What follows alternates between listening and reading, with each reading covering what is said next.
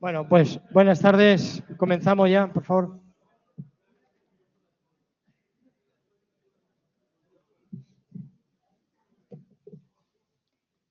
Bueno,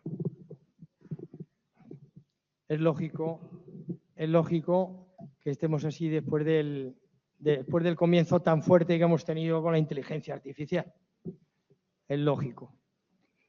Pero bueno, yo creo que hemos visto esta tarde, acabamos de ver la punta del iceberg. A veces nos puede confundir un poco todo esto, la punta del iceberg. Y no nos permite ver quizá lo de abajo, que es lo más potente, lo más fuerte, lo más grande, lo más importante, que es que nuestro objetivo fundamental como profesores es conseguir personas, el desarrollo integral de las personas que contribuyan al bien social. Y lo que utilicemos para llevar a cabo esto, eso ya es otra cosa. Pero quizá lo más importante sea esa estructura básica que podemos obtener. Después las herramientas, las metodologías, cómo, cuándo, qué utilizamos, etcétera, eso es otra cuestión. Por eso viene ahora esta segunda ponencia, lógicamente. Toda política educativa, como expresión de una forma de entender la educación, tiene en el sistema educativo y en la normativa su apoyo, una normativa que lo desarrolla. De hecho, ya nos parecen bastantes las leyes que hemos pasado en estos últimos años en España. En estos momentos la LOMLOE abre otra nueva etapa y con ella una nueva forma de implementar diferentes aspectos que conforman la enseñanza y que se van a concretar y se concretan en el currículum de las diferentes etapas educativas y las diferentes asignaturas. Debido al momento, las circunstancias políticas y sociales, la rapidez de esta implantación, las prisas, el desconocimiento, la desinformación, etcétera, han hecho que no se haya reflexionado, creemos, suficientemente ese desarrollo normativo en la escuela y en los centros educativos. A veces solo hemos pensado, las editoriales incluidas, que es un cambio de conceptos, pero va más allá. Creemos necesario, aunque ya tengamos un pequeño recorrido de esa ley y esa normativa, una reflexión serena con la ayuda de alguien que ha visto ya más allá de esto, que tiene esa visión positiva de entender la normativa como una oportunidad, a partir de un análisis y un estudio serio de lo que se tiene entre manos. El responsable, Antonio Roura, que presentaré ahora, es responsable de una asignatura que va más allá de programar simplemente o de distintos conceptos. Una asignatura que tiene la obligación de centrarse en el objetivo de la educación que acabo de decir. En este caso, a través de las competencias, pero que debe estar orientada a la persona y al futuro de esa persona. No olvidemos que es el profesor quien diseña su currículum y su programación, situaciones de aprendizaje, perfiles de salida, etc. No sé si entendemos bien lo que esto supone, las oportunidades de autonomía de las que disponemos como profesores, o cómo integrar ese modelo en el aula. Bueno, pues yo creo que esta tarde, con la ayuda de don Antonio Roura, agregaremos el valor que se merece a esa propuesta curricular que va más allá de la mera programación de contenidos, habilidades, actitudes o competencias. En palabras de don Antonio, una parte relevante de la implantación depende no solo de la administración, sino en cuanto al compromiso con la formación y con el nuevo currículum de cada asignatura y de cada profesor. Agradezco muchísimo, y más en este día, a don Antonio Roura, que esté aquí con nosotros. Me imagino que sabrán que es director del secretariado de la Comisión Episcopal de Educación y Cultura de la Conferencia Episcopal Española. Y en estos días la Conferencia Episcopal, pues lógicamente, es un hervidero, y más después del día de ayer, ¿no? Con lo cual, pues le agradezco muchísimo el poder estar aquí y aceptar nuestra invitación en la multitud digo multitud porque la verdad que es muchísimo, cada vez que nos vemos, la cantidad de cosas que tiene que ir haciendo y yendo de un sitio para otro. Ahora cuando termine se va a León, luego después va a Lugo, al día siguiente, con lo cual un poco frenético es la cuestión. Bueno, pues don Antonio Roura ha sido profesor durante más de 20 años de religión católica y de filosofía en institutos públicos de la Comunidad de Madrid. Ha sido coautor de varios libros de texto de historia de la filosofía, de religión católica. Yo destacaría uno fundamental que es Religión en diálogo, que quizá ahora está en pleno auge, o por lo menos, digamos, su enfoque, ¿no? También ha escrito numerosos artículos sobre diferentes temas de educación. Sobre todo me gustan los de convivencia escolar. Durante más de 10 años ha confeccionado agencias educativas, ha sido director pedagógico de una de esas herramientas virtuales de planificación de tareas escolares, forma parte de equipo de editores de secundaria, bachillerato de la editorial SM, y hasta su nombramiento como director ha sido director de la revista de Religión y Escuela y ha participado en muchísimos de los proyectos que se han ido elaborando no solo en España, sino en otros países. Me acaba de decir ahora mismo que su contacto con el nuevo Papa León XIV ha sido cuando le llamó por teléfono, siendo obispo de Perú, para encargarse del currículum de religión de aquel país, con lo cual pues formó parte de esa comisión. A preguntarle, pues, y como esas, pues tendría muchísimas participaciones en muchísimos grupos de trabajo. Bueno, pues creo que es la persona idónea para dar una vuelta a ese concepto del currículo, que no es otra forma de hacerlo o la misma forma cambiada de concepto y cambiado de significado, sino va mucho más allá. Y no le quito más tiempo. Muchísimas gracias, don Antonio. Nada.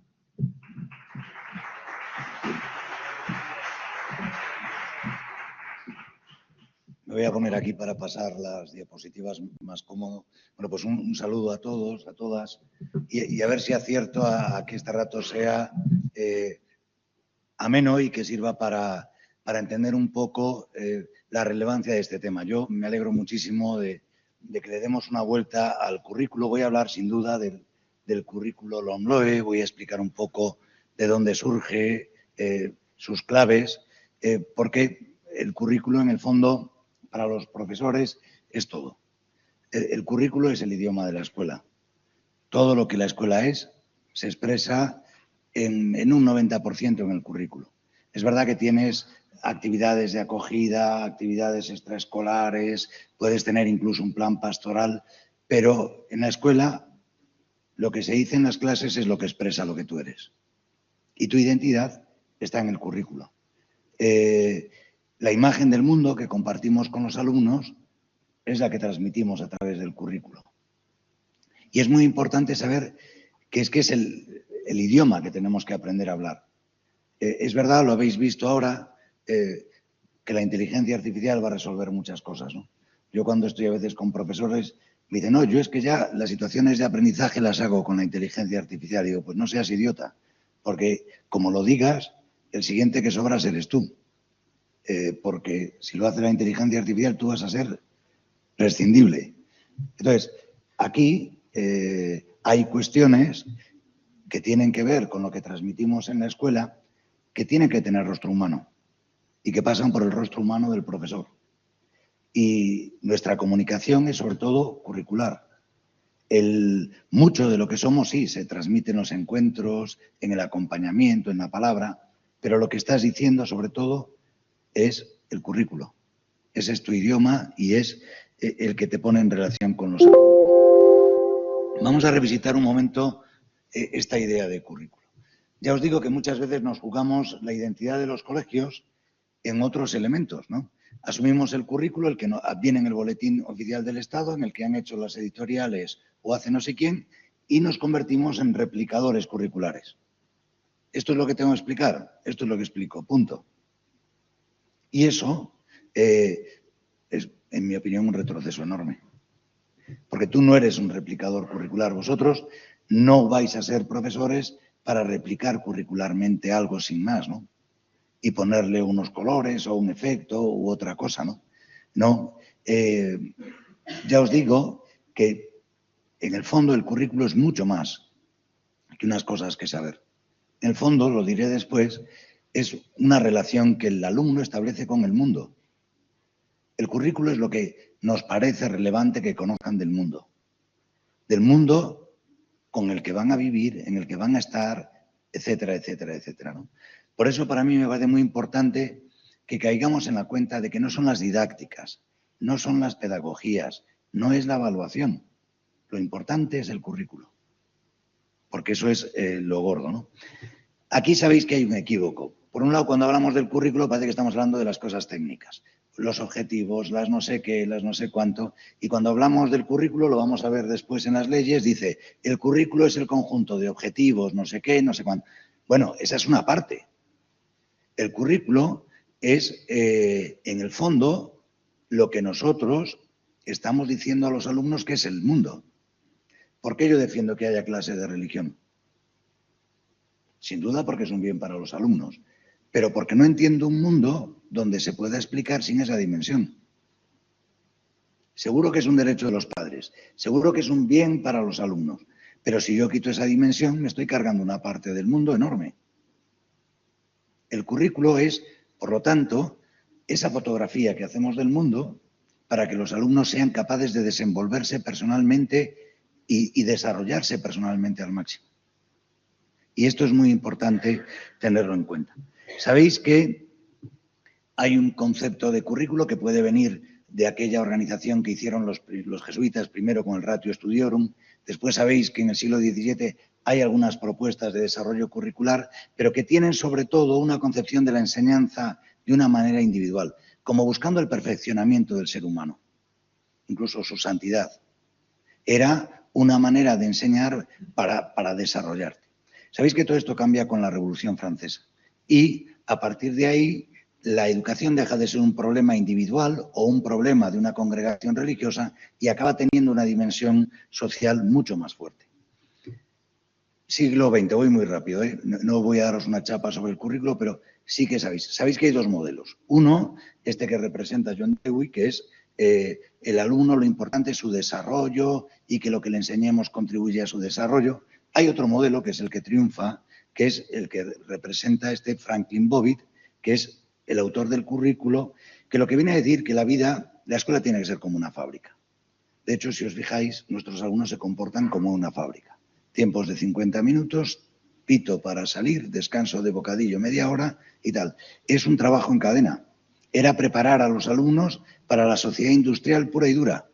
No era aprender atendiendo a sus tiempos. ¿A quién se le ocurre meter a un adolescente a las 8 de la mañana? Si están dormidos. No piensan en la persona. Es una disciplina, plim, plan, que sabéis que es la que triunfa en los sistemas educativos cuando se hacen universales. En el fondo es una manera de adaptar a los... Y todo esto tiene además criterios al servicio del modelo productivo.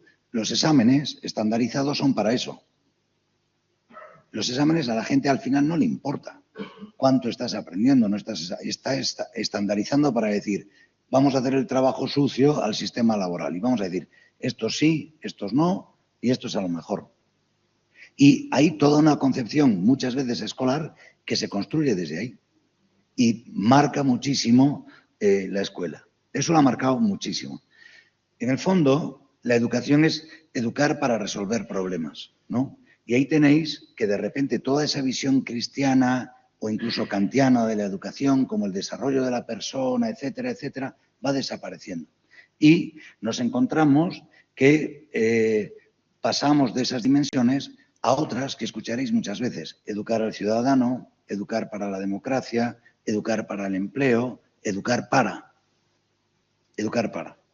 Y los sistemas educativos se construyen desde un educar para. ¿No? Esa es una de las claves. Sobre todo educar para resolver problemas. ¿Por qué cambian permanente los sistemas educativos? Porque tienen que responder al cambio que está sufriendo la transformación de la sociedad. Claro que con inteligencia artificial va a tener que cambiar nuestro sistema educativo en nada. Es que en 2 años nos van a tener que decir, oye, mira, que vamos a tener que cambiar el sistema educativo porque es que esto es tan evidente que no vale alargar el modelo anterior, porque ahora mismo se aprende de otra manera. Y en el momento en el que la tecnología te pone en otra coyuntura, no tiene sentido ir atrás. Yo he venido hasta aquí cogiendo el Waze y el Waze me dice por dónde tengo que venir. No se me ocurre en casa decir, bueno, voy a coger la guía CAMSA de los 80 para ver la guía CAMSA y a ver cómo vengo. Claro, está muy bien. Ni siquiera me pongo a orientar buscando norte, sur, este y oeste. No, coges, si la tecnología te lo resuelve, no vuelves a aprender otras cosas. Entonces, estamos en un momento en el que la tecnología está resolviendo tan rápidamente tantas cosas que aunque algunos tengamos nostalgia de otro tipo de aprendizajes, va a ser evidentísimo que hay que aprender de otra manera. El mayor problema que hay siempre en educación, siempre, pero educación de padres y educación de profesores, es educar a tus hijos o a tus alumnos para que entiendan tu mundo. Si yo educo a mis hijos para que entiendan mi mundo, los he matado. Porque es que mi mundo ya no lo van a vivir ni de broma, es que ni lo voy a vivir yo. Porque a mí me va a tocar vivir un mundo que tengo que ir descubriendo cada poco tiempo, ¿no? Esta realidad condiciona muchísimo lo que se está enseñando en la escuela ahora mismo. Y estamos muy condicionados por esta transición que se está haciendo rapidísimo, ¿no? Habéis oído hablar también del currículo oculto. Una cosa es lo que enseñas y otra cosa en el fondo es que estás enseñando con lo que dices. Ya lo habéis visto, tú cuando eres profe tardas a lo mejor 2 o 3 semanas en saber cómo son tus alumnos. Tus alumnos saben cómo eres tú el primer día, por cómo has entrado, por cómo te has relacionado, por cómo das la información, por cuánto yo desprendes o cuánta escucha desprendes. Por eso lo transmites sin querer. Y eso forma parte de la imagen del mundo que están transmitiendo. Para mí es muy importante, hablo desde la perspectiva católica, y lo voy a decir claramente. Un profesor, en mi opinión, desde la perspectiva católica, en sí mismo tiene que ser una escuela. Cuando tú entras en contacto con un profesor es como entrar en contacto con una escuela, porque te va a enseñar una manera de relacionarse con los demás, te va a enseñar una manera de construir mundo, te va a enseñar una manera de relacionarse con Dios, te va a enseñar una manera de relacionarse con el conocimiento. Cada profesor no es un emisor de contenidos, cada profesor en sí mismo una escuela que está enseñando lo propio. Eres el currículum con patas. Eres mucho más que eso, ¿no? Habéis oído hablar, por lo tanto, también de ese currículum oculto que transmitimos lo que somos en nuestras prácticas, en nuestras decisiones, en muchas cosas. Yo puedo hablar muchísimo de democracia y de resolución de conflictos, pero si la gestión de la disciplina en mi escuela o en mi clase no incluye pautas, participación democrática, resolución de conflictos, etcétera, pues eres un bla, bla, bla. Y si después lo resuelves con 3 faltas leves, un parte y 3, pues después ven con toda la literatura que quieras sobre el ser humano, su desarrollo moral y lo que quieras. La verdad es que tu práctica lo que estás mandando es eso. Y ese es el currículum real. Después puedes hacer todo lo que quieras, pero es en ese momento del aula en el que estás transmitiendo lo que eres. El currículo, como os digo, es una construcción cultural, es una intención y es una realidad. Mis hijos están estudiando en la escuela lo que ha aprobado un partido político, o 2. Es que es así. Y muchos de los saberes, pues es verdad, a lo mejor los matemáticos pueden decir que hay que aprender para saber matemáticas, pero es como un sumatorio de contenidos que vas apilando. Pero en el fondo estás transmitiendo una imagen del mundo. Y los acentos son así. Esto que estamos viendo ahora de la importancia que va a tener la tecnología, pues va a ser evidentísimo. Es que va a ser evidentísimo. Como en su momento eran los idiomas, como en su momento eran eso, ¿no? Cada momento tiene una serie de prioridades. Aquí os dejo una serie de definiciones sobre lo que es el currículo. Para que no penséis en el currículo solamente como el conjunto de contenidos, procedimientos, actitudes, sino que penséis en el currículo como ese proyecto en el que estás transmitiendo lo que es el mundo, ¿no? Ese eslabón entre la cultura y lo que ocurre en cada momento. Durkheim, que todos os suena, decía que el currículo es lo que las viejas generaciones desean enseñar a las siguientes. El currículum es lo que decidimos salvar del pasado, es lo que decidimos para el presente y lo que esperamos y tememos del futuro. Sabéis, esto lo cita mucho el Papa Francisco, que cuenta ese relato de la destrucción de Troya cuando Eneas tiene que marcharse y tiene que llevarse algo a toda velocidad, ¿no? Y Eneas salva a su padre y a su hijo. Porque si solo salva a su hijo, no puede ser. Si salva a su padre y deja a su hijo, no puede ser. El currículo es un ejercicio permanente de presente, pasado y futuro. Y el gran problema que estamos teniendo en la escuela ahora mismo es que nos cuesta ser capaz de proyectar futuro. Y, por lo tanto, eso que os dice muchas veces de que no sabes qué va a estudiar tu hijo dentro de 10 años, no saben qué trabajos va a haber, cuando el futuro se difumina, la escuela se resiente muchísimo, porque no sabes, en ese sentido, qué elegir. El currículo, por lo tanto, supone esta mirada que decíamos un poco al principio, ¿no? De oportunidad y riesgo. Esto sí que lo quiero decir, porque desde la visión cristiana, en mi opinión, podemos decir que los sistemas educativos ahora mismo es como una especie de nueva forma de esclavitud, en mi opinión, lo digo así provocadoramente, porque me parece que lo que estamos haciendo es adiestrar para que las personas puedan ser contratadas. Y lo que estamos haciendo es adiestrar para que puedan ser contratadas. Hemos renunciado a la educación de otra manera y estamos en el circo del adiestramiento. Y un adiestramiento para ganarte la vida, que está bien y que no se puede negar. Pero yo creo que se nos ha ido la mano en esta parte de casi hacer de la educación un ejercicio de una renovada esclavitud, ¿no? Por esto que os decía del adiestramiento. Para mí es importantísimo volver a definir el aprendizaje. Aprendizaje no es yo te doy contenidos y tú te los aprendes.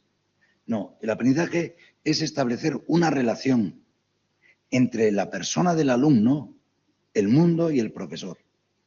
Es una relación. Yo te cuento el mundo desde mi campo de conocimiento. Pero te cuento mi mundo para que te apasiones del mundo. Para que tengas una relación no solo de saberte cosas, sino que sabiéndotelas ames el mundo, lo transformes, lo cuides, te desarrolles. No es transmisión, es una relación. Aprender es establecer una relación profunda. Y hay cosas que hacen que el aprendizaje funcione mejor. Si entre el alumno y el profesor hay empatía y ese punto de animarle a que conozca, es buenísimo. Eso acaba funcionando siempre, ¿no? Y si el profesor muestra verdaderamente esa pasión por conocer, por hacerse cargo del mundo, eso funciona. Para mí, hablar de currículo significa volver a poner el foco en esta dimensión de aprender como una relación, no como una mera transmisión de contenidos de los que vas a dar cuenta un día en un examen. Para mí, una renovación pedagógica de raíz cristiana católica pasa por esta concepción. Si no, es más complicado. Bueno, os decía que el currículo es un riesgo, pero es una oportunidad. Tenemos la oportunidad de ir pensando el sentido de lo que hacemos. Mirad, aquí os dejo esta tabla que ayuda, en mi opinión, a entender. Hay tres maneras y suele haber estos tres momentos. Hay colegios que hacen del currículum una adopción fiel, plim plan. Entonces, compro los libros de texto y ya está. Y replico los libros de texto. ¿Qué formación necesito ahí? Necesito formación de quien ha hecho el libro de texto para que el profesor pueda explicarlo. ¿Qué es lo que debo esperar del colegio? Pues ahí tenéis que el profesor va a ser solamente un consumidor de eso. Tenéis otro modelo, que es, una vez que ya domino esto, voy a hacer algunas actividades y tenéis una adaptación un poco flexible de lo que tienes. Ahí ya necesitas profesores que sepan más, que sepan crear, la formación ya tienes que hacerla desde dentro. Es decir, el currículo está condicionando hasta las relaciones de la escuela, completamente, las relaciones del profesorado. Y por último tenéis una práctica, que esta es muy difícil de encontrar, que es ya ser un generador de currículo, que eso ya es otro nivel. Creo que en muchos casos nuestra experiencia docente se va a quedar casi siempre en este primer nivel de una adaptación, de una implementación fiel. Y en algunos casos, si el centro tiene identidad, si el centro tiene proyecto, si el centro tiene gente que además de saber su materia es consciente de que en la materia hay una visión del mundo, se podrá ir avanzando en una autonomía mayor, ¿no?, a la hora de elaborar la adaptación curricular. Voy a hablar ahora ya de la situación en la que estamos con el currículo en este momento. Os voy a dar algunas claves para que podáis entender qué es lo que está pasando con el currículo en el sistema educativo español y que sepáis de dónde vienen los nutrientes del currículo español y qué claves hay, ¿no? Porque esa es un poco la tarea que os toca. Sabéis que la LOE es la que marca un poco el cambio, año 2006. De hecho, sabéis que la LOMLOE es una modificación de la LOE y sabéis que la LOMCE fue también una modificación de otra ley. En principio, la LOE es la que cambia un poco, porque la idea es que tenemos que acercarnos a Europa y Europa empieza a entrar en los sistemas educativos y ya en la LOE empieza a ver algunas cosas. Fue una chapuza increíble, se hizo fatal, porque aquí empezaron a meter competencias sin saber que las competencias no las habían desarrollado en Europa. Entonces nosotros teníamos una ley en la que había que trabajar competencias, pero eran palabras vacías, porque no había marcos en Europa de lo que significaban las competencias. Fue un follón. Yo daba clase desde el año 93, esto fue horroroso estos años, además una tensión en los claustros enorme, ¿no? Pero porque fue una chapuza. El Partido Socialista se precipitó, sacó la ley antes de que Europa hubiera desarrollado los marcos competenciales. Siguiente ley, la LOMCE. Esto, sabéis que significó, precisamente porque la LOE era un caos, dijeron, vamos a hacer otra ley, la LOMCE. Y esto, en mi opinión, es un momento extrañísimo, en el que habría que haber cogido a todos los profesores, haberlos puesto a contraluz, a ver qué les estaba pasando, porque es una cosa increíble. ¿Qué pasa en la LOMCE? Yo hay cosas con las que estoy de acuerdo y cosas que discuto, como vais a ver. En la LOMCE, el Estado dice, yo me encargo de decir lo que tienen que estudiar los alumnos y fijo estándares obligatorios para todos. Tú como profe no vas a poder hacer nada, porque yo, que soy el Estado, fijo los estándares y os vais a examinar todos de estándares. Y esos estándares os vais a examinar cada 2 años en reválidas.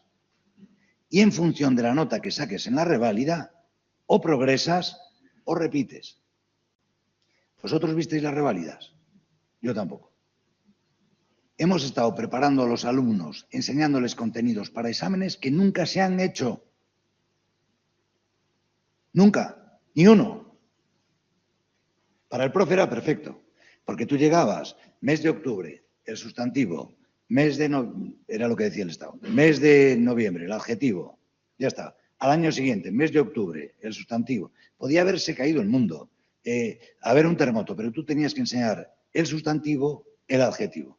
Al año siguiente, sustantivo y adjetivo. Y hubiéramos seguido así toda la vida, preparando a los alumnos para exámenes que no se han hecho. Si tú le preguntas a la LOMCE qué pensaba que era el currículo, te dice que los currículos son contenidos, metodología, estándares. Habla del currículo solo como una parte técnica, de lo que tiene que tener. Y si tú le preguntas cómo tiene que ser la evaluación, te dice que lo importante es la evaluación, que hagan esos exámenes y que todo el sistema se construye desde ahí. Ha sido raro, porque ya os digo, yo estoy de acuerdo en que había muchas cosas que mejorar y la LOMCE hizo muchas cosas bien, pero es que falló en su propia concepción. Si tú estás diciendo que tu sistema, para que funcione, tiene que haber reválidas cada 2 años y que la orientación de los cursos tiene que ser para esas reválidas, si la quitas, has dejado a la gente descolocada. Cuando yo enseñaba filosofía en bachillerato, mis alumnos me decían, profe, tú no me expliques Platón. Tú dime qué tengo que saber de Platón para aprobar el examen. Y memorizaban Platón sin enterarse de nada, para el día del examen cruzar los dedos y que les saliese esa... Y lo repetían literal, con un miedo a que se les escapase una palabra, porque como se les escapase una palabra, ya no sabían explicar. ¿Habéis visto por dónde van los nuevos exámenes de filosofía? Te ponen una viñeta del periódico y te dicen, escribe un ensayo de 300 palabras a partir de esta viñeta relacionándola con el pensamiento de Platón. Aquel alumno mío que se estudiaba Platón de memoria, cuando vea este examen, es que se va a quedar descolocado. Porque era mucho más fácil aquel modelo memorístico casi de saberte para repetir, que de repente te digan, piensa tú y redacta. Este es el cambio que está viviendo ahora mismo la escuela y que tiene ese momento complicado. Repito, chapó a la LOMCE en muchas cosas, en mi opinión, el currículo no funcionó. Y eso fue lo que hizo sus dificultades. Siguiente ley, la LOMLOE. Lo primero que os tengo que decir, del Partido Socialista en la LOMLOE no hay nada. Lo que hubo de la LOE, pero no hay nada. La LOMLOE es el aterrizaje en el sistema educativo español de lo que la UNESCO y la Unión Europea han exigido a todas las políticas nacionales. De hecho, ya veis qué le pasa al Ministerio de Educación, que no está defendiendo la LOMLOE como si fuese suya. La LOMLOE es la adaptación del sistema educativo español a los marcos europeos y a los marcos que estableció la UNESCO. Y lo hacen a partir de la LOE. Quienes dábamos clase en 2006 ya habíamos oído hablar de muchas cosas de la LOMLOE, los programas de diversificación, el no sé qué, todo eso estaba ya. Han aparecido 2 actores nuevos. Uno, la UNESCO, que es la que está definiendo qué es lo que hay que estudiar en los colegios, y la Unión Europea, que es la que está diciendo cómo hay que estudiar en los colegios. Y esto es lo que ha ocurrido en el sistema educativo español. La LOMLOE, repito, es la adaptación de estos cambios supranacionales. Hay una secuencia en la que se va viendo el papel de la UNESCO en la educación. Hay un momento en el que hay una conciencia a nivel político mundial de que estamos en un momento crítico, que hay que salvar al planeta, que tenemos problemas de no sé qué, y llegamos a ese momento crítico que sabéis que se expresa sobre todo en lo que habéis oído hablar muchísimas veces de los objetivos de desarrollo sostenible. Esa es una especie de acuerdo político, de decir, vamos a ponernos de acuerdo en una serie de cosas para no sé qué. Y la herramienta es la educación. Aquí tenéis muchísimas referencias. Se necesita un cambio fundamental en la forma en la que pensamos sobre el rol de la educación en el desarrollo mundial. Ahora más que nunca la educación tiene la responsabilidad de estar a la par de los desafíos y las aspiraciones del siglo XXI y de promover los tipos correctos de valores y habilidades que llevarán al crecimiento sostenible e inclusivo. Es decir, se dan cuenta de que si hay que cambiar el mundo, hay que cambiarlo a través de la educación.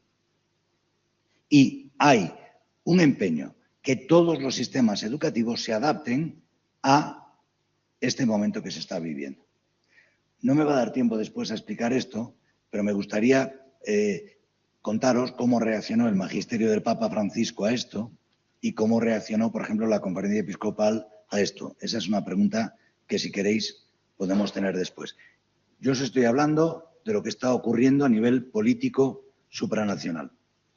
Sabéis que se aprueba esa resolución de la ONU y quiero advertir una cosa.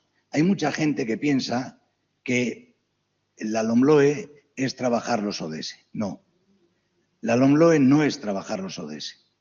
Yo he visto por ahí mucha gente que en los libros de texto relaciona las situaciones de aprendizaje a un ODS. Pues no, no tiene que ver con los objetivos de desarrollo sostenible. Ahora os explico. Después de la reunión esta de los objetivos de desarrollo sostenible, cada país se compromete a conseguirlos. Si vais a esta página web del INE, veréis los objetivos de desarrollo sostenible, los compromisos que se asumieron en cada uno de esos objetivos y en qué momento está el Estado español de conseguirlos o no. Sabéis que hay un objetivo de desarrollo sostenible, el 4, que es el que afecta a la educación.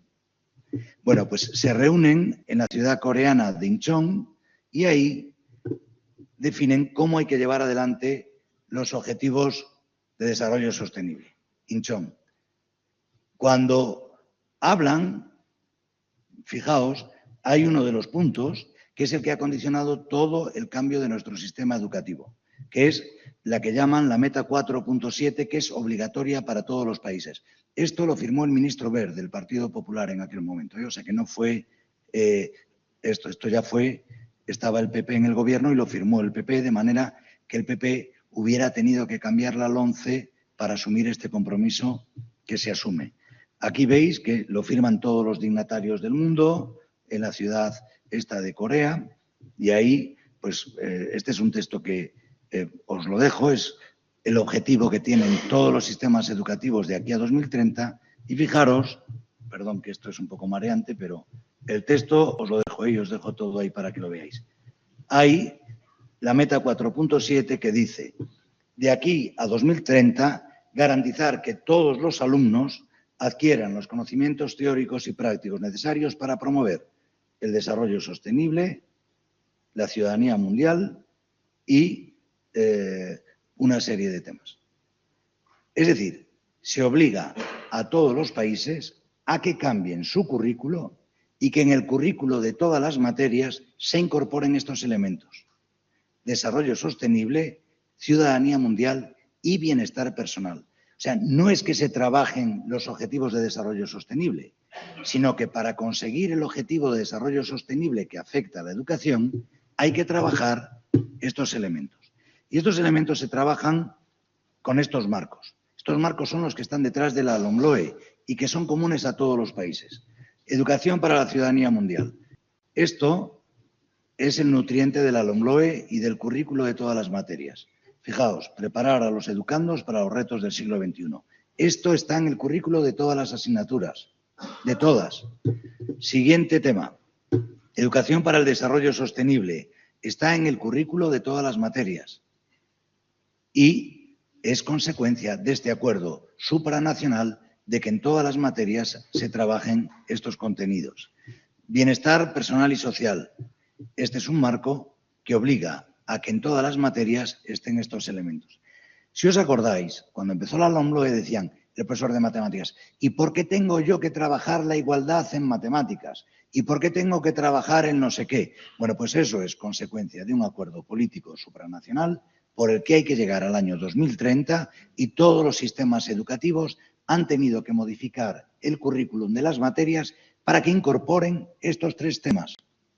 De manera que tú enseñas lengua y a la vez que enseñas lengua tienes que enseñar lengua de tal manera que el alumno aprenda ciudadanía mundial, aprenda sostenibilidad y aprenda bienestar.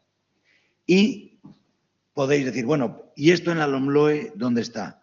Bueno, mirad, esto está en el corazón de lo que hemos llamado el perfil de salida. Si tú coges el perfil de salida de la LOMLOE, los 10 puntos del perfil de salida de la LOMLOE se corresponden con estos tres elementos. La pregunta es, y esta es una pregunta que se hace la LOMLOE, dice, ¿qué tipo de persona queremos que salga de la escuela? Ya no se preguntan qué tiene que saber. Se están preguntando, ¿qué tipo de persona tiene que salir de la escuela? A ese tipo de persona que tiene que salir de la escuela es a lo que llaman perfil de salida. Y ese tipo de persona que tiene que salir de la escuela es una persona que tiene que tener educación en ciudadanía mundial, educación en sostenibilidad y educación en bienestar personal y social. Pero esto no es una pedrada del Partido Socialista. Esto es, repito, un acuerdo de todos los países que han firmado la Declaración de Inchón. Vayáis al país al que vayáis, han tenido que revisar su currículo e incorporar en su currículo esto. ¿Por qué? Porque lo que se está esperando de la educación es que sea transformadora. Hay todo un marco en el que se dice, mirad, los alumnos van a tener acceso al conocimiento muy rápido. Cuando necesiten trabajo les van a preparar estupendamente. Lo que van a tener que salir de la escuela es siendo conscientes de que la educación transforma el mundo. Habéis visto, y lo vais a ver en todos los colegios, que el que no está haciendo un proyecto de aprendizaje-servicio está haciendo no sé qué, está haciendo no sé cuánto. ¿Por qué? Porque le han pedido a la educación que no sea transmisión de conocimientos. Le han pedido a la educación que sea transformadora. Y se ha cambiado todo el horizonte del currículo para que sea un horizonte transformador. Y aquí tenéis algunos de estos documentos, también os los dejo ahí, sobre la educación para una transformación de la educación. Esto ha cambiado muchísimo. El profesor que iba con sus objetivos a contar cómo se enseña matemáticas, de repente se da cuenta de que tiene que hacer con matemáticas un doble mortal con tirabuzón porque tiene otras cosas que hacer además de enseñar matemáticas. Y el que enseña sociales, religión, etcétera, tienen que hacer todo este cambio para responder a un currículo que tiene una intención, que tiene una construcción de la sociedad. Es ingeniería educativa para construir la sociedad necesaria. Y esto es así. La ventaja, que no es de un partido. El inconveniente es que es un acuerdo tan no sé qué, que quién no va a estar de acuerdo con que hay que ser bueno y no escupir en el suelo, y quién no va a estar de acuerdo. Es de un buenismo todo, que uno se pregunta, bueno, ¿y este buenismo cómo se construye? ¿No? ¿Qué tipo de persona realmente hay detrás? Fijaos además, cuando tienen que hacer el currículo hay una novedad. Es la primera vez que el sistema educativo español dice que la educación tiene que hacerse respetando los derechos del niño. Y esto es una buenísima noticia para la visión católica de la educación, porque el respeto a los derechos del niño exige el respeto a su crecimiento, a su identidad, a su religión, etc. Antes, la educación no tenía que pasar por este filtro. Y ahora sí. Esto pasó sin hacer ruido, pero la LOMLOE es la primera ley en la que los derechos del niño son prescriptivos para hacerlo. Otro documento que también tiene importancia, la Oficina Internacional de Educación, que es sobre la que todos los sistemas educativos tienen que nutrirse para hacer el currículo. Fijaos lo que dice este documento de cómo tienen que ser los currículos del siglo XXI. Y dice, tiene que ser una articulación dinámica y transformadora de las expectativas colectivas, del propósito, la calidad y la relevancia de la educación y el aprendizaje para el desarrollo holístico, inclusivo, justo, pacífico y sostenible, y para el bienestar y cumplimiento de las generaciones actuales y futuras.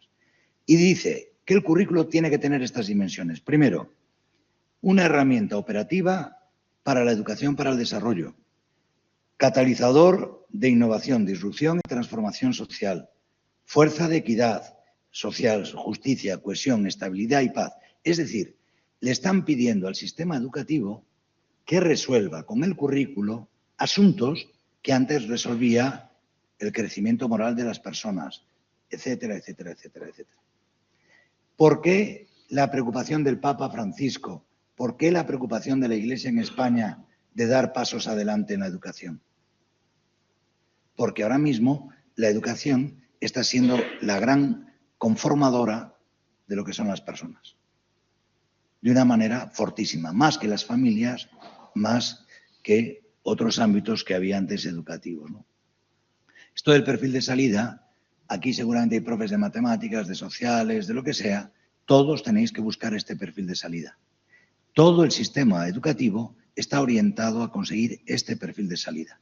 De manera que a ti, cuando evalúes, te van a decir cómo, enseñando matemáticas, has conseguido este perfil de salida.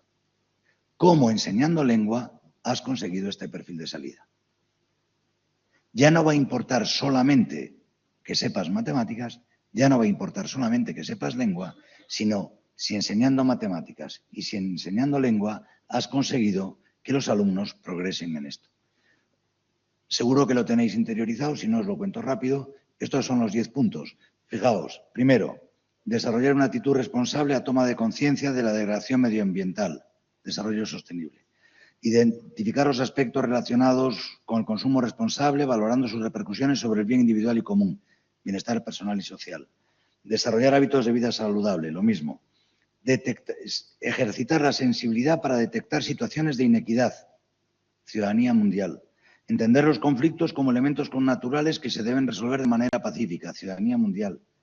Analizar de manera crítica el uso ético y responsable de la cultura digital, bienestar personal y social. Cooperar y convivir en sociedades abiertas y cambiantes, ciudadanía mundial. Si os fijáis, todo el perfil de salida está construido desde esos 3 indicadores. Que no se engañen, no son los EDS lo que hay que trabajar en la escuela. Lo que hay que trabajar son las 3 mediaciones educativas que van a servir para que el sistema educativo español consiga el ODS 4. No sé si esto soy capaz de explicarme bien, pero quiero que veáis ahí un poco la diferencia. Marco europeo. Este es otro asunto importantísimo. Os dije que en 2006 había competencias, pero casi nombradas. No tenían marco de referencia. Había que trabajar una serie de competencias. Las competencias se aprueban el 2018. Y ahí ya se define qué es cada competencia y qué hay que conseguir en cada una de las competencias. Pero no solo pasa eso, sino que estas competencias tienen un marco común para toda Europa. ¿Qué quiere decir esto? Que si un chico sale de Ávila y tiene que ir a estudiar a Alemania, no va a llevarse el boletín de calificaciones. Lo que va a llevar es el nivel de competencias. En Alemania no les interesa saber si ha sacado un 6 en sociales. En Alemania le interesa saber si esta persona es un A1, un A2, un B1, un B2, un C1, un C2 en las competencias. Pero, y esto que os quede claro, las competencias no son solo para la escuela. Las competencias son para vosotros y son para toda la vida. Las competencias es el marco que se han dado, fijaos que se llaman las competencias a lo largo de la vida, para cada uno de nosotros. Es decir, si tú vas a ser profesor dentro de 5 años, te van a decir, acredita que eres un C1 en competencia digital, acredita que eres un C1 en competencia plurilingüe, acredita que eres un... Y cada uno de nosotros va a construir su portfolio laboral a partir del nivel competencial que acredite. Las competencias no son para el colegio, no sustituyen los objetivos del colegio. Las competencias son el paraguas laboral de toda la Unión Europea. Tú vas a ir a trabajar y se llaman competencias a lo largo de toda la vida, como sabéis. Las competencias llave para toda la vida. A partir de ahora, nosotros, nuestros alumnos, etcétera, estamos entrando en algo que tendría que aprobarse a final de este año, que no se va a aprobar, que es el marco único europeo. Cada uno de nosotros, cuando cuente su vida profesional, va a tener que contarla en función del nivel competencial que tiene. Cuando vosotros estáis enseñando en los colegios, lo que estás diciendo es que fulanito en competencia lingüística es un B1, que en competencia plurilingüe es un A2, que en competencia tal es un C1. Y ese A1, A2, B1, B2, C1, C2 lo ha fijado la Unión Europea y es común para todos. Para todos. Las competencias clave son únicas para toda Europa y tienen los mismos descriptores en toda Europa. Si yo soy competente en la competencia digital es porque me da igual el trabajo que me manden, soy capaz de hacer un programa para hacerlo. Entonces eres un C2. Y da igual qué programa sea.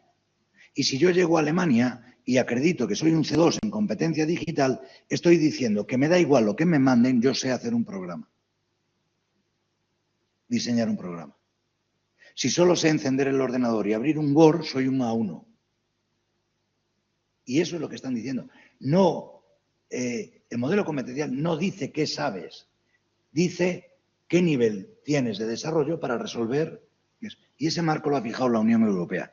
Y si venís, estos marcos están definidos en estos elementos que son los que están volcados en la LOMLOE. Este es el marco de la competencia lingüística, este es el marco de la competencia emprendedora, este es el marco de la competencia personal, social, aprender a aprender, etc. ¿Dónde están los elementos de este marco? Si habéis estudiado la LOMLOE, sabéis que el perfil de salida se consigue si consigo los descriptores de las competencias clave. Los descriptores de las competencias clave son estos marcos. Cuando yo digo, y en un instituto o en un colegio tenemos que decir si fulanito ha adquirido las competencias, lo que estamos diciendo es, de estos marcos europeos, ¿a dónde ha llegado? No estás diciendo cuántas matemáticas tuyas han aprendido. Tú lo que estás diciendo es, en este marco, esta persona es este nivel. Esto se ha explicado tan mal, se ha hecho tan mal en los colegios que los profes no saben qué hacer.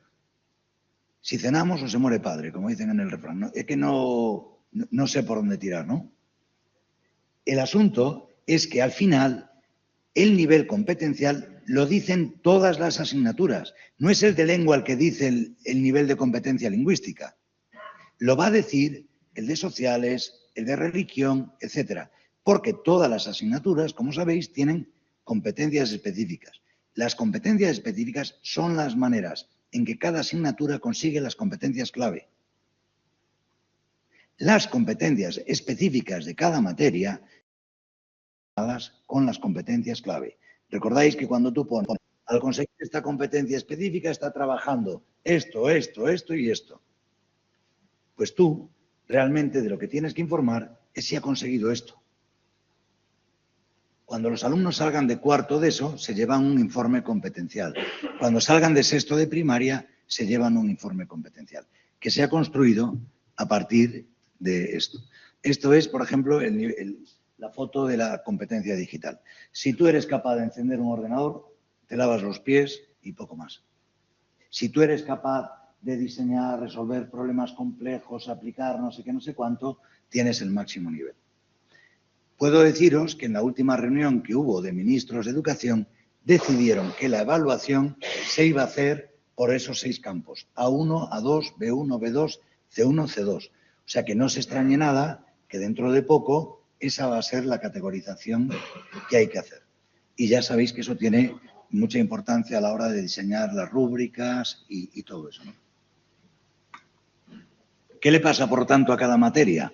Que lo que tiene que hacer es conseguir los descriptores operativos de las competencias clave. Eso aterrizado en la LOMLOE. La LOMLOE es el aterrizaje de esto, de lo que dice la UNESCO, por eso está metido en el currículo, y de lo que dice la Unión Europea.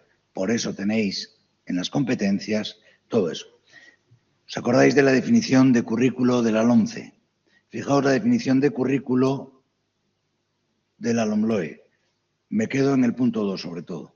El currículo irá orientado a facilitar el desarrollo educativo de los alumnos y alumnas, garantizando su formación integral, contribuyendo al pleno desarrollo de su personalidad y preparándoles para el ejercicio pleno de los derechos humanos en una ciudadanía activa y democrática en la sociedad actual. ¿Os acordáis cómo era la definición de la LOMCE? Objetivos, contenidos, tal. Fijaos aquí cómo el currículo tiene intencionalidad. Y fijaos además qué palabra, desarrollo integral. La escuela católica es la que presumía de ser la que se ocupaba de la educación integral. Ahora le piden al currículo que busque el desarrollo integral de la persona en estos 3 niveles.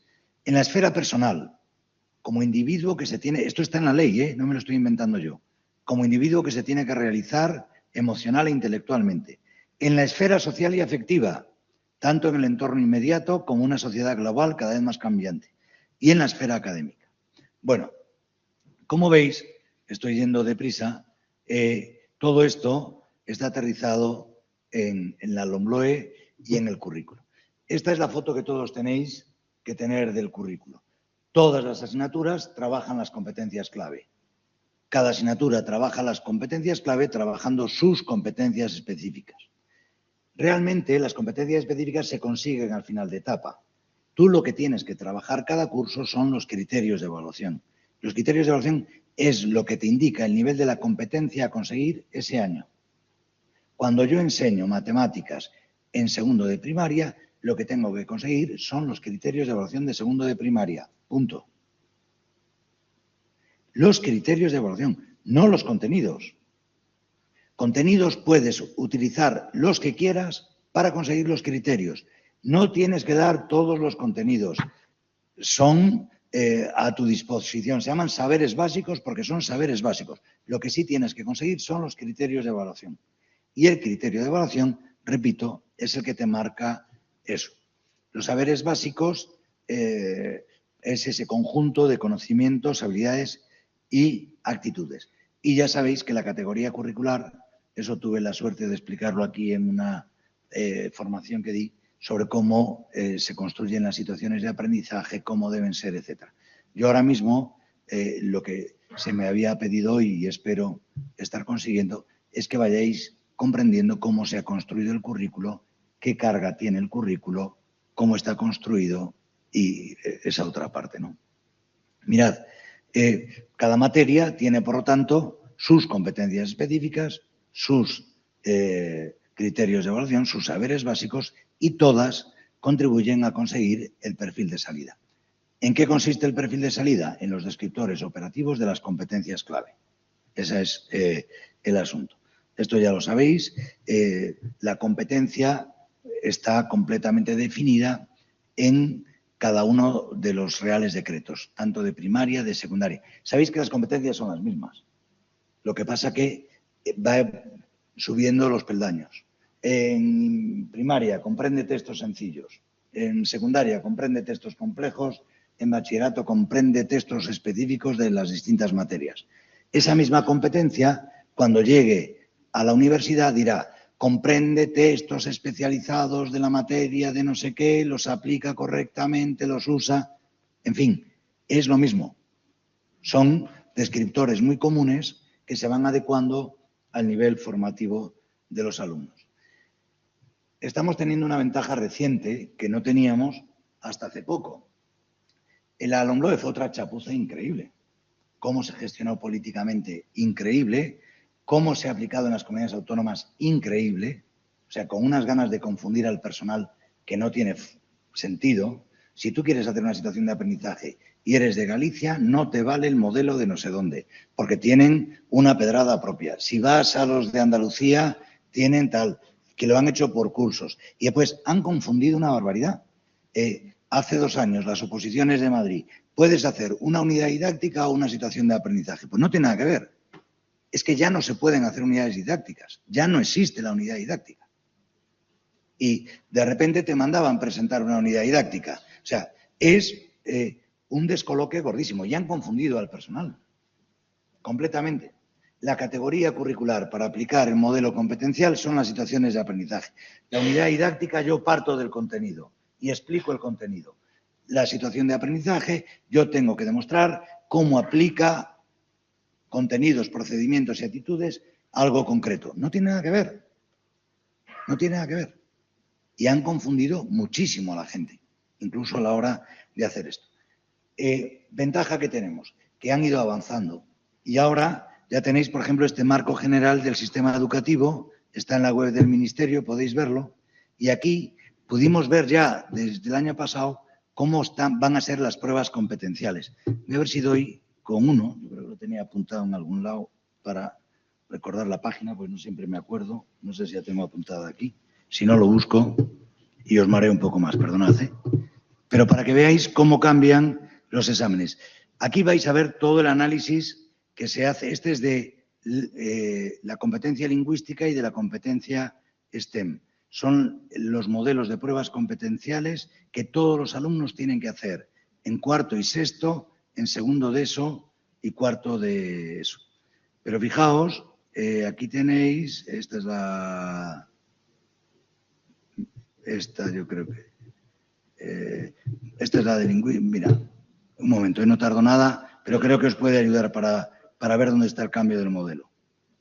Aquí veis, todo eso es el análisis de las competencias y todo eso. Esto hay que aprenderlo porque se ve bien. Mirad cómo sería el examen para este curso. Voluntarios contra la basuraleza. Yo, la de la ecología, ya sabéis, está en todos los lados. El pasado sábado se celebró la jornada Todos contra la basura. Este es el examen, la basuraleza son los residuos generados por el ser humano y abandonados en la naturaleza. Ahí te ponen este plano con tal, no sé. Primera actividad. Para recoger los residuos durante la excursión, cada uno lleva una bolsa de papel como la de la figura. Elige el desarrollo que corresponde con la bolsa mostrada. Y él tiene que elegir cuál es y justificar por qué es así. La ruta consiste en 5 kilómetros de subida y 3 kilómetros de bajada. Si Laia recorre 1 kilómetro en 10 minutos cuesta arriba y baja aún más rápido, aquí tiene... O sea, son modelos completamente aplicados, pero en los que vuelve a estar todo eso que os decía de los elementos del currículo que dan. Aquí tenéis, este es el de competencia lingüística y matemática. Tenéis este, que es el de la competencia digital plurilingüe y tal, y aquí tenéis el de las competencias específicas de conocimiento del medio, social y cultural, geografía e historia. Aquí ya tenéis modelos muy claros de cómo se debe trabajar esto. Vuelvo a lo mismo. La gente no se ha enterado de qué estaba pasando con el currículo. La gente no ha entendido toda la fuerza que tiene una ley de educación por detrás. La gente aplica y replica sin saber qué está en juego. Y tú tienes que hacerte responsable de lo que enseñas en clase. No puede ser, sin más, un poco una correa de transmisión. Repito que yo lo católico lo tengo que decir porque lo llevo puesto. La tarea de la educación católica, en mi opinión, con el currículo, pasa por estos 3 asuntos. Echarle sal a algunas cosas, porque hay temas que están completamente desaparecidos y hay que ponerle sal. Hay que poner luz a algunos temas. Fijaos, sabéis, esto lo digo muchas veces, pero lo digo porque es verdad. Yo cogí el currículo de primaria, de todas las asignaturas. Cogí el currículo de secundaria de todas las asignaturas y puse la palabra belleza. No aparece en ninguna asignatura excepto en religión. Muy transformadores, muy lo que quieras, pero esa palabra, por ejemplo, no aparece. ¿Qué tiene que hacer un profesor? Pues a lo mejor enfocar los temas aportando lo que no hay. Y hay otros asuntos a los que hay que poner limón, porque no se trata de comprar acríticamente el relato de lo que es la educación, de lo que es el mundo, de cómo tiene que ser el mundo. No, tú efectivamente hay asuntos a los que le tienes que poner limón para que se vea que efectivamente no se debe asumir tal cual. ¿Cómo se puede hacer? Bueno, pues en mi opinión hay que darle un sentido a cada una de las áreas. Si tú eres profesor, no se trata de replicar el currículo. El currículo tiene que pasar por ti y tiene que ser expresión de esa manera de ver el mundo, ¿no? Ahí os pongo algunos ejemplos para hacerlo. Y si vais a ser profe, si lo estáis siendo, esta es una pregunta importante. ¿Qué va a caracterizar entonces tu proyecto curricular? ¿Cómo vas a querer ser profesor? Y en ese sentido cabe la pregunta, ¿no? Bueno, paro para preguntar, no sé si he ido rápido, si queréis que vuelva a ver, no sé si ha servido para verlo. Os queda aquí material.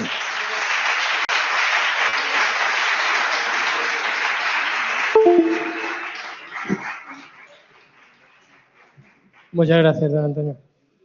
Siempre es bueno conocer desde dónde partimos, dónde están las cosas, cuál es la base que lo sustenta, la ideología que lo sustenta y a partir de ahí construir. No olvidéis que la programación la hacemos nosotros. Si replicamos y nos lo hacen otros, allá vosotros, allá cada uno. Pero cada profesor es responsable de su programación, de su visión del mundo, por tanto, y se aporta sal, luz y limón. o no aporta nada. Y a lo mejor si no aporta nada, viene la inteligencia artificial y ya está. Porque no necesitamos nada más. Esa es quizá la visión que yo me quedo de tu conferencia, que ha sido maravillosa. Muchas gracias.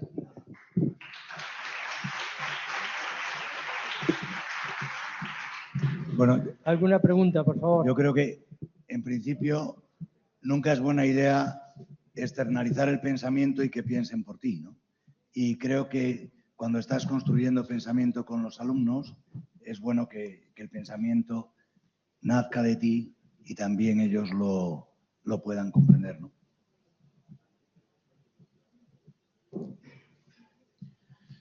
Sí. Bueno, yo tengo una pregunta referente al sistema de cómo hay que actuar con responsabilidad en el entorno de la naturaleza, sabiendo que la naturaleza no es para utilizarla, sino que somos administradores que tenemos en regalo, pues, tanto la familia, el cuerpo, la naturaleza.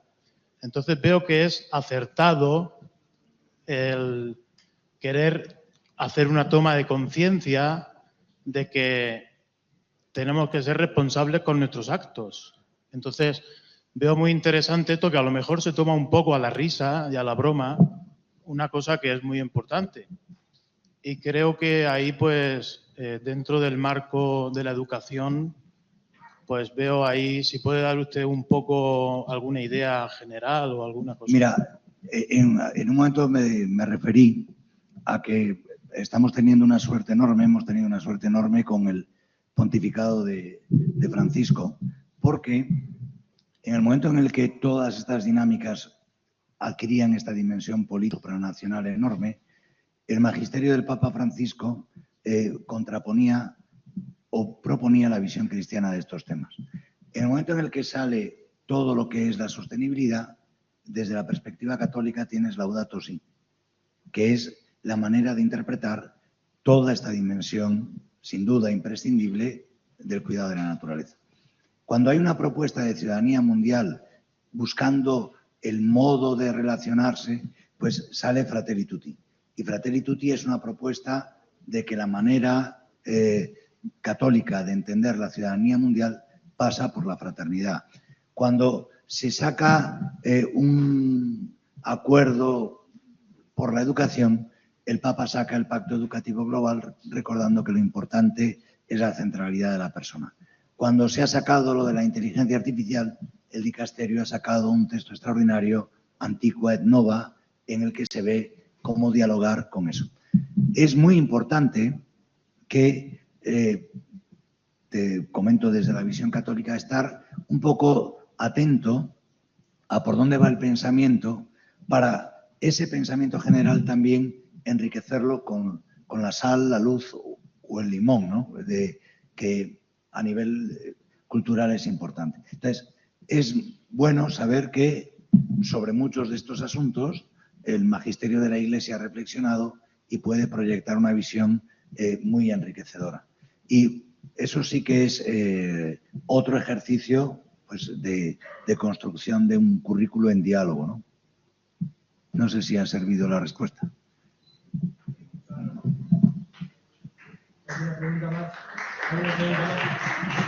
¿Alguna pregunta? ¿Alguna pregunta más? Aquí, por favor, Ángel. O pasa el micrófono, por favor. Gracias.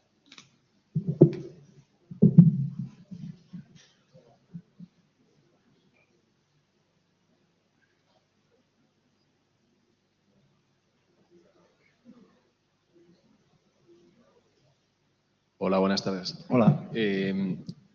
Bueno, estando de acuerdo en que evidentemente cada profesor da su estilo y es el cómo lo, y de acuerdo con lo que estás exponiéndonos antes, que no solo es el que enseñamos, sino cómo lo enseñamos y somos coherentes. Es la coherencia al respecto de la coherencia del profesor es lo de haz lo que yo diga, no lo que yo haga, pues lo contrario a eso, vaya. De acuerdo con todo eso, nosotros podemos plantear una unidad didáctica, en nuestro caso de tecnología, en el que se metan muchas competencias que van surgiendo de las demandas de la sociedad, etcétera, etcétera. Bien, perfecto. Pero si el currículum que al final nos van a exigir la Consejería de Educación de turno o el centro de turno no está alineado lo que nosotros le estamos enseñando a los alumnos, que es muy actual o es de rabiosa actualidad, ¿cómo alineamos esas notas que al final tenemos que rellenar? Porque, bueno, tenemos ese sistema, ¿qué le vamos a hacer? Con lo que nosotros le podemos enseñar, le queremos enseñar o cómo lo queremos evaluar, porque al final tendremos que pasar por el área. Entonces, estoy de acuerdo con adaptar el currículum a las circunstancias, los alumnos, las tecnologías, en nuestro caso tecnologías y demás, pero claro, al final va a haber que hacer una conversión a mayores de todo eso al idioma curricular establecido por la administración competente. Sí. Mira, está clarísimo que todos queremos, además, y tenemos que hacerlo, buscar el éxito en lo que estamos haciendo. Entonces, si tus alumnos se van a examinar de selectividad, sin duda tienen que salir bien de selectividad y tienen que ser los mejores. Eso está clarísimo. También te digo que con la LOMCE, por ejemplo, tú no tenías libertad. Tú tenías que dar esos estándares, tenían que estudiar esos estándares y ahí no tenías. Tú ahora mismo tienes un perfil de salida concretado en descriptores. Para enseñar eso, tú tienes una libertad que no habías tenido con la ley anterior. Tú puedes enseñar eso o no. O sea, tú puedes trabajar los mismos contenidos, pero vas a poder aportar a la enseñanza de esos contenidos dimensiones que antes no podías. Por ejemplo, yo antes tendría a lo mejor que explicar el tema de la inmigración y tengo que explicar el tema de la inmigración desde la sociedad, tal, no sé qué, no sé cuánto. Ahora yo tengo la oportunidad de, además de explicar el tema de la inmigración, aportarle, por ejemplo, la visión cristiana a ese tema, que antes no podías, porque tú tenías que enseñar eso. Yo cuando digo que puedes dialogar con el currículo, es que tú tienes ahora mismo una libertad enorme para conseguir eso. Te pongo un ejemplo, por ejemplo, de la asignatura de religión. En la asignatura de religión tú tienes que enseñar que es importante la visión cristiana, saber que todas las personas tienen vocación y misión, que cada persona tiene una vocación especial y que cada persona tiene misión. ¿Qué dice el currículo de religión? Que si tú tienes que enseñar eso y utilizas la figura de Abraham, estupendo. Pero si para enseñar que todas las personas tienen vocación y misión, te parece que es más cercano al mundo de los alumnos otra figura, úsala. Porque realmente lo importante es saber que en la visión cristiana todas las personas tienen vocación y misión. Claro que te va a recomendar que sepan Abraham, que sepan Moisés, pero te van a decir que lo sepan para saber lo nuclear. Y es que todos tienen vocación y misión. Aquí pasa un poco igual. Tú puedes enseñar el currículo, pero tienes ahora una libertad para aportarle al currículo visiones que antes no tenías. Y por eso yo digo que el currículo es una oportunidad, no para que tú construyas un universo paralelo, sino para que en ese viaje de aprendizaje tenga una visión más completa de lo que es el mundo, de lo que es el ser humano, etcétera, ¿no? Pero en esa visión que nosotros le podemos aportar al alumno, ¿hasta qué punto es práctica pragmática con lo que ellos al final se van a examinar? En el caso de selectividad, mira, es este examen y esto es lo que hay. Claro, si nosotros nos hemos desviado demasiado de esa línea, sí, tenemos un problema realmente grande porque sí, podemos tener esa tendencia. Mira, lo tienes, por ejemplo, en lo que te digo de filosofía o lo que está pasando con otras asignaturas. Si tú antes decías que estudiasen el conocimiento en Santo Tomás, memorizaban el conocimiento en Santo Tomás y ya está. Si ahora a ti te mandan escribir un ensayo, aprender a escribir un ensayo no se lo puedes pedir al profesor de filosofía. Aprender a escribir un ensayo tiene que hacerlo el de filosofía, el de sociales, el de lengua, el otro. Todos tienen que ir enseñando al alumno a escribir un ensayo. Y si el ensayo lo tiene que escribir de filosofía, saber cómo se hace para que el ensayo tenga un punto filosófico.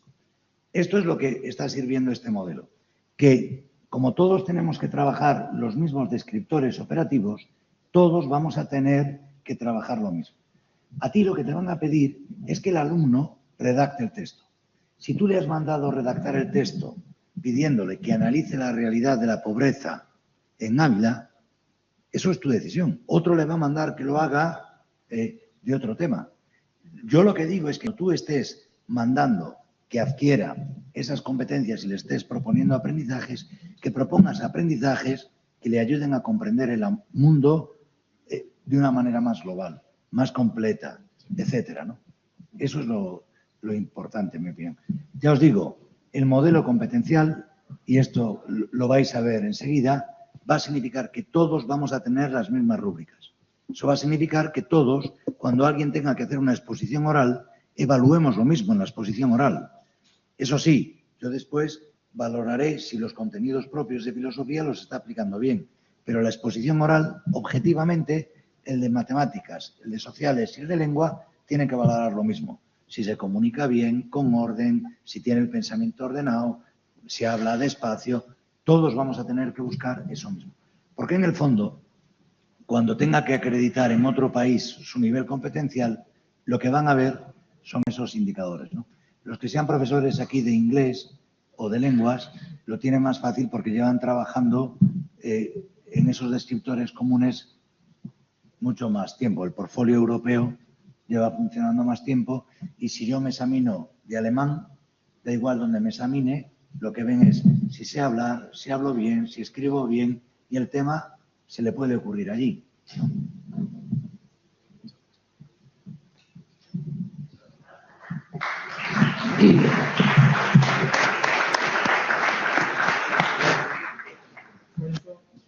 Por eso contábamos como el currículum como oportunidad. Una oportunidad que nos dan de autonomía. Porque claro, la autonomía supone responsabilidad. Ejercer esa autonomía supone esa responsabilidad. Y además trabajando en equipo. No es fácil, lógicamente. Pero por ahí hay que caminar. No por replicar. Y más en este mundo en el cual ni las editoriales ni tal, pues saben dónde vamos. Entonces, eso es la reflexión que nosotros os queríamos hacer esta tarde. ¿Alguna pregunta más? Pues como vamos ya de tiempo un poco pegados, doy las gracias a don Antonio porque es un esfuerzo, la verdad, el haber estado aquí con nosotros.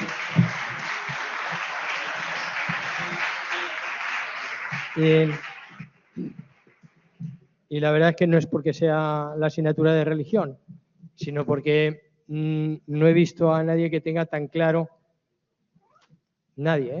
tan claro de dónde viene, dónde va y qué es lo que quieren que hagamos, lo que queremos nosotros hacer y hacia dónde va el perfil de salida y la persona que queremos o que quieren. Y ahí nos jugamos mucho, nos jugamos un gran parte de nuestro futuro. Luego no nos quejemos. Muchas gracias. Mañana nos vemos a las 10. A las 10 comenzamos. Gracias.